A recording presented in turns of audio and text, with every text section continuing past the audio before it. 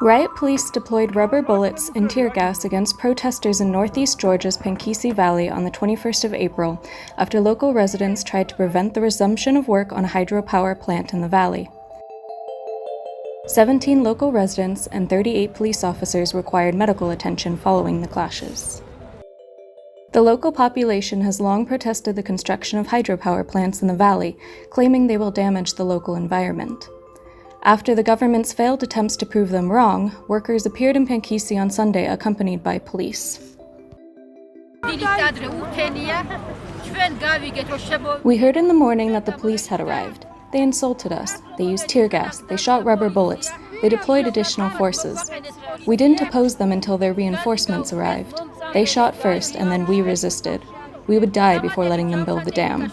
Over our dead bodies, said one elderly resident after the clashes had ended.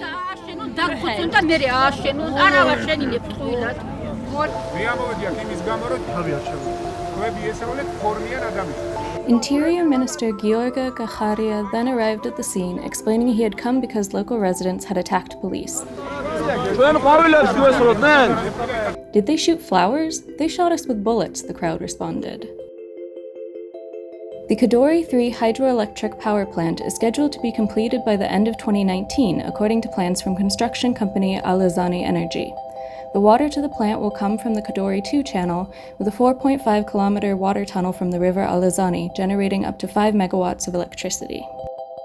The biggest challenge for Pankisi, according to many of the protesters, is the effect the projects could have on the local environment and the development of tourism. They claim that the 2 dams already built in the valley have reduced the river's flow and that the third one will leave only 10% of water flowing. Our treasure, the treasure of this valley, is the ecosystem. If it collapses, we won't be able to live here. We fetch drinking water from the wells, and if this river is gone, our drinking water will also be gone, said one of the protesters.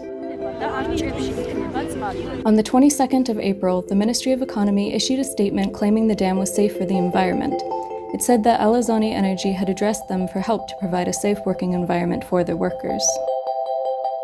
Taking into account the practices we have had in the other regions, the Ministry of Economy addressed the Interior Ministry to ensure the safety of construction workers, said a statement by the Ministry of Economy.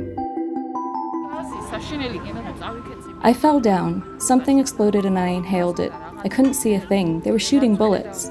Everything was covered in smoke. Even if this dam wasn't damaging, there are so many people who oppose it. Isn't this enough of an argument? The Ministry of Economy also claims the project is beneficial for the local population, as it will create 100 jobs in construction and 50 more permanent jobs after the plant launches. Despite the government's attempt to justify the use of force, they met with backlash from rights groups. Prominent Georgian rights organizations demanded that new Economy Minister Natia Tonava step down. We couldn't believe that the police were coming for this. We were so sure the government wouldn't do this to us. This confrontation has contributed to further resentment. It was disappointing to see how ruthlessly the police fired and how ruthlessly the protesters responded.